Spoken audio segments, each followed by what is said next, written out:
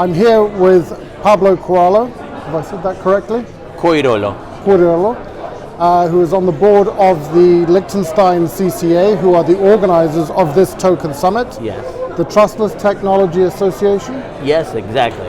A good event.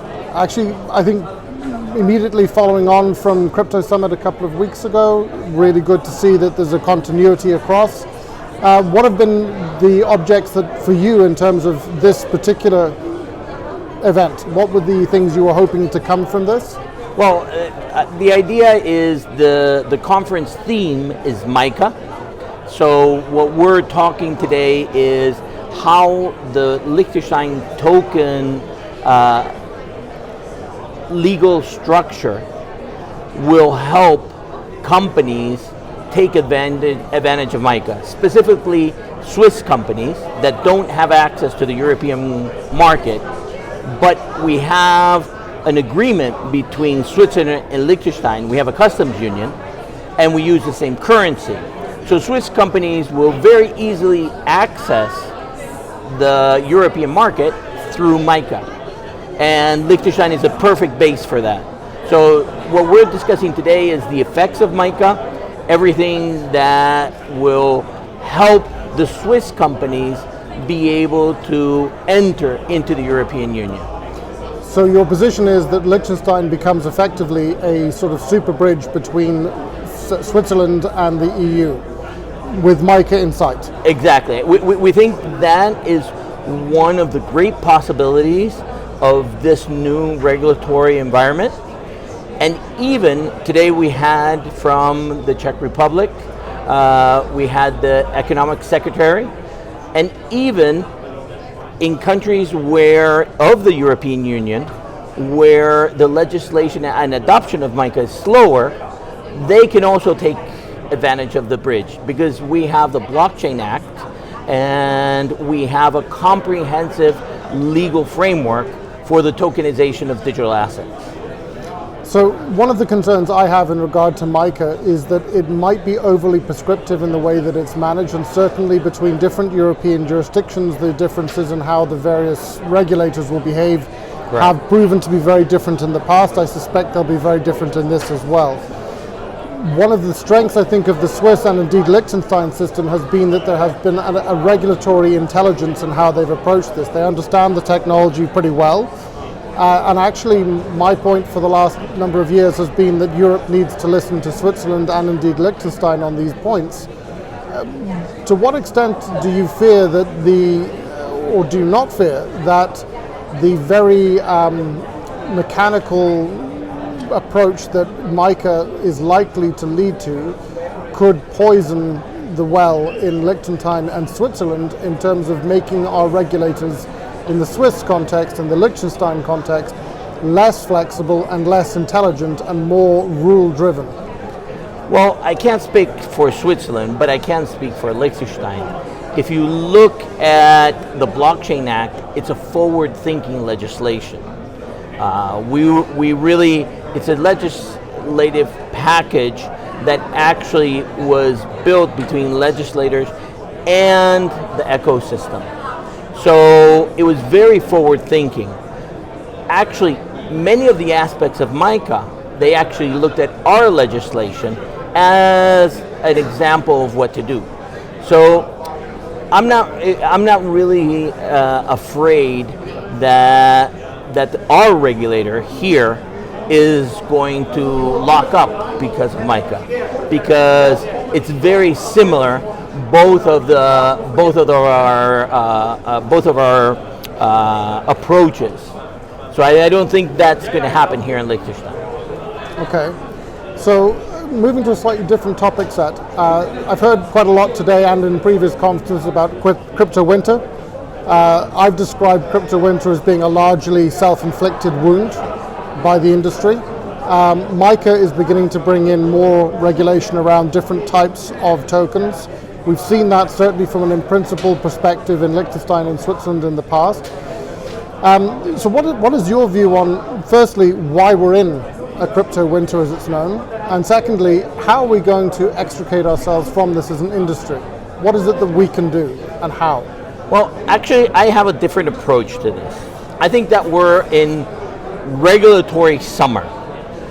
That means that the regulators are really, really looking into the regulatory framework that is needed to succeed. So I really think that we're in a regulatory summer. Now, in terms of the industry, I think that we passed the crisis of confidence. FTX did not help in that. Many of the different players that started touching the waters of crypto pulled back, institutional. And I think now they're starting to relook at our industry, and with a good regulatory framework, they will be able to come back and enter. So it's a process. I think we will get out of this crypto winter. All industries have cycles. Ours has a little bit more violent cycles than other industries, but I think we will get out of crypto winter. By what means, I think, is my question. Well, I think the means is by adoption. Triggers, for example? I think we really have to have real use cases that the industrial partners start using, that the financial system starts using, because really the use cases are there. Now, I come from the telecommunications industry, and what happens in the telecommunications industry is we don't adopt new technologies unless we have regulatory certainty. So we need to create that base layer of regulatory certainty that then we can build the actual use cases on. And actually, the industry you've come from is a really interesting one, because there's a lot of talk about how the inefficiencies in that industry could be addressed with blockchain. So for example, telephone calls between countries and networks, and indeed between mobile phone networks. Have you seen anybody really try to address this? And if not, what do you think is missing from the existing blockchain infrastructure or resources that has stopped that from happening, other than the regulatory? Well, I think that there's really a lack of knowledge and lack of investment from the industrial players into understanding this technology. And I think what's different is because we have crypto and we have blockchain technology, even though it's the same thing, but people think that crypto is too volatile, and if they use the technology, that volatility will apply to whatever they invest in. So people who don't understand think that if they do a blockchain project, they will be affected by the variation of Bitcoin. So there's a lot of lack of knowledge at the industrial level of what this technology does. And that's the function of the associations. We need to do a lot of education at the industrial level to increase the implementation. Now, companies like Siemens and different are really investing in having teams that understand the technology and are using it in their back end. They're not advertising that they're using it, but for traceability, for the transfer of internal digital assets, they are using it in the backdrop. You don't see them announcing it. So I think that the implementation of new projects that openly express the use of blockchain, I think that's going to attract more and more of the industry. Always when we have the legal certainty layer covered. Okay, so I think when I talk about this being a self-inflicted wound, I'm saying that actually I think the industry, our industry, tries to overcomplicate things and make things seem smarter than they are, when actually the objects and the processes are quite simple. For example, a blockchain is very simply a means to be able to trust the message, not the messenger, securely at scale.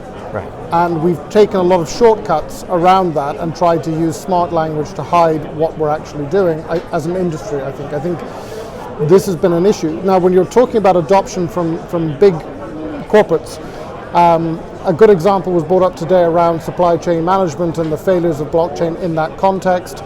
I remember very well that I was calling it out at the time, saying that it was just marketing money. This wasn't real R&D money. The CEO of wasn't WeWork, it was WeTrade, came out saying the same thing, that the industry, the blockchain industry thinks this is wonderful, but actually the customers do not. I think part of that has come from not explaining where the value really can be changed. So to the point you've just made, Siemens, for example, using this in their back end. When you look at STOs, the STO market very often said that you can save money using a blockchain. This is not true, not in the issuance, but it most certainly is true in the administration. How as an industry do we begin to get that out to people better? Do we really explain where these savings are? Because I think once industries understand the savings that can be made, and as you point out, the regulatory frameworks become more obvious, like for example, industrial NFTs, how do we really cross that chasm? How do we get this industry to be more client-facing in that way? I think the only way is through education. Having people understand what we're doing. I mean, imagine this. If today I start talking to you about derivatives and about complex financial instruments, and I tell you that this is how terrorists are financed, and I tell you that there's over $3 trillion of money laundering going through, you would never want to use a bank. Now, that happens in the financial industry today. And we still use banks to put our money in. So I think, first of all, we have a very, very bad marketing. We've had very, very bad experiences that were exploited to give us worse marketing. And we interacted very badly with the political system. Allow me to refine my question, because what I was trying to get toward is that a lot of these companies, big corporates, spent money on these solutions at an early stage, found they didn't work, stepped back, walked away. And some of that comes down to the infrastructure that's available to them at the time. But the thing that I think is a point of concern that I'm trying to pull at is, on the one hand, the technology has moved on. So actually some of the scalability issues are beginning to be addressed, the cross-chain capacities are beginning to be addressed, some of the things that would have led to failures in the past have gone away. It's not a question about are we perceived relative to banking, because I don't think relativism arguments are useful here. What I'm trying to get toward is, how as an industry do we become more aware of what our customers need and actually listen to them? To spin the point that Roberto Macron or Mancon made when he left WeTrade, we have a solution set that we think is valuable that our customers do not. How do we get over that chasm? Because I feel like we're still sitting in that same seat of it's really valuable, and customers saying, well, show me how. Right. And you made the point about Siemens, which was really interesting, and you're right that more of that above the line, as it were, is going to help. But what can the industry do to change the way it interacts with industry?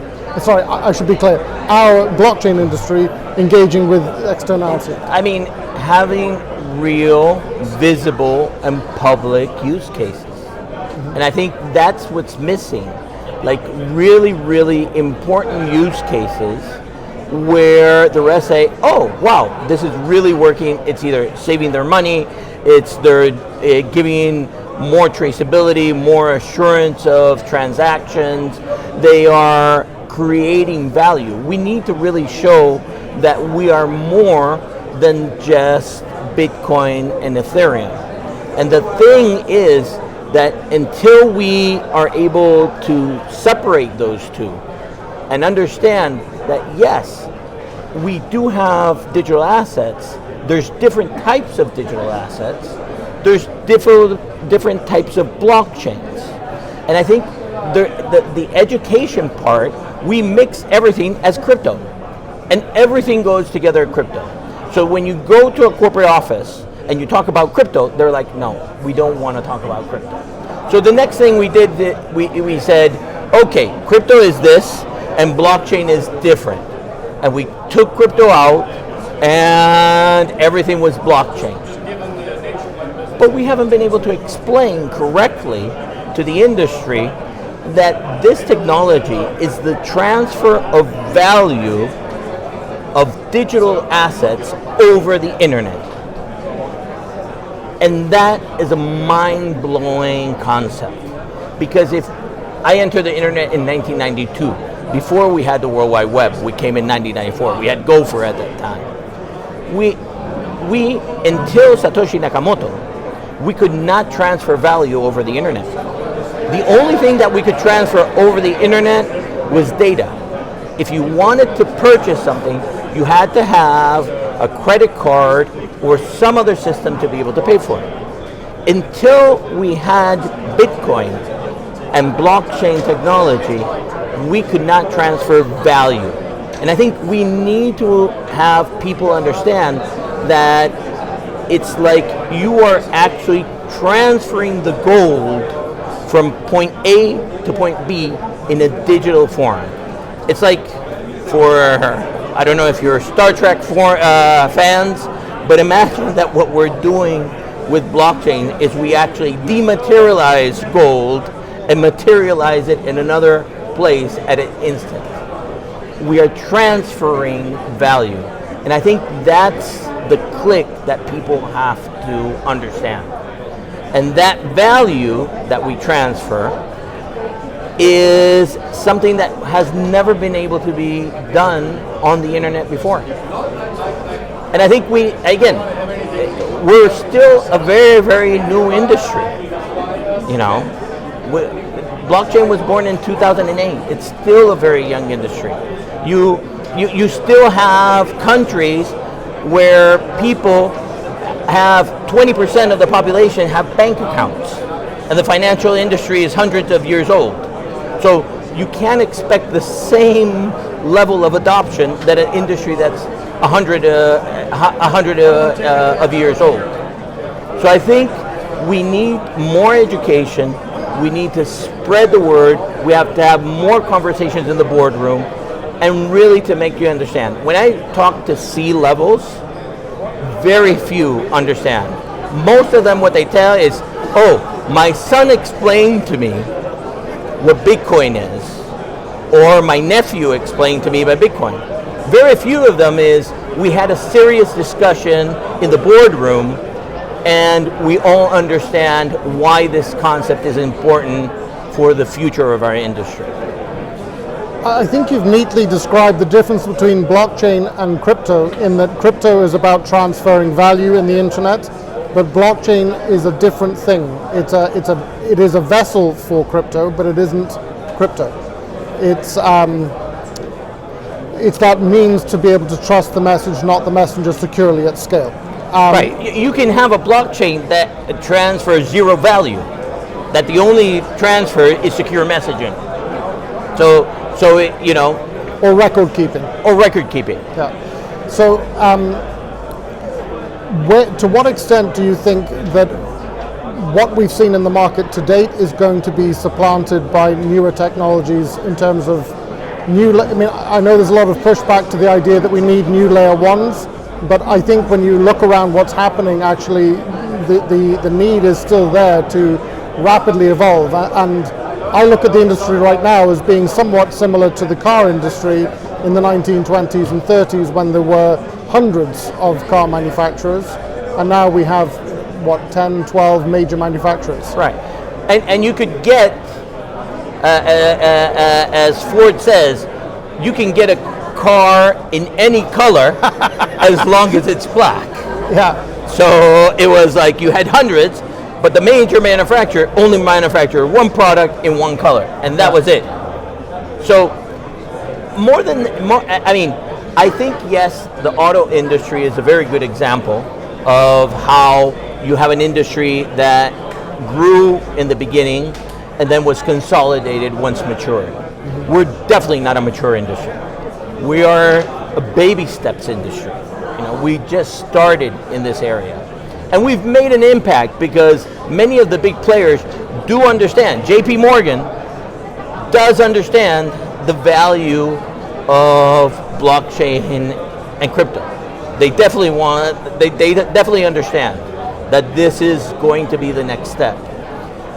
The question becomes is, how do we explain this in a manner that my grandmother can understand what this is and really buy into the concept? Because really, when you go to the C-suites, there is a total lack of understanding. And again, we get the stigma that this is Bitcoin, and the typical question, everybody who was in this industry, they said, wasn't it at 68? Now it's at 22. It's something that had 10 years ago valued 0. So now at 22, it's not that bad, you know. So yes, we have volatility, but all industries. Look at the software industry. Look at the different bubbles that have occurred in history in terms of different technologies. But this is really a transformative technology, like the same when we had people who had gold coins. They suddenly went to a place, gave these gold coins to certain gentlemen who gave them a piece of paper that said that they had those gold coins in their vault. Imagine that. You bring your gold coins and then you leave with a piece of paper that says that you have the money in the bank. Many people don't understand until today that the money in their bank is not theirs. That's a mind-blowing concept. When I tell people the money in the bank is not yours, you have an IOU. I think it's even more fundamental than that. They don't even own their own data. Well, I mean, this is one of the big questions about what is Web 2 versus Web 3, and I think I'd love to get into more detail with you on that another time. For now, to bring this home and bring this back to the more prosaic, my thanks for inviting me to come to here. I've never been to Liechtenstein before. It was really good to be here. The thing that actually struck me was, and this was my ignorance before I came here entirely, I failed to I always thought Liechtenstein was this sort of principality in the mountains. I didn't realize that Liechtenstein is actually a serious industrial hub with a banking side to it, as opposed to a bank with a country, which was sort of the joke they used to say about Prussia was that Prussia was an army with a country attached to it. The impression I had ignorantly before I came here was that Liechtenstein was a bank with a country attached to it, but actually it's quite an industrial zone. One of my frustrations in Ireland was that I felt that we had the potential to be a fantastic proving ground for technologies and technological adoption, and we had the capacity to bring the financial and the industrial and certainly the software pieces together, but we didn't. So the exciting thing I see looking at Liechtenstein now is that actually you do have that nexus where in a relatively small area you've got a concentration of industrial, agricultural and financial interests. What would be your hopes for the year ahead in terms of how you might be able to bring those three facets together with the fourth, the technology, as the association itself? Well again, I think what we're going to focus on for the next year is the implementation of MiCA and how we can become, as you said, this super bridge for companies that want to get into the European Union. Will do it through us. Okay. Pablo, thank you for your time. No problem. Thank you. A pleasure.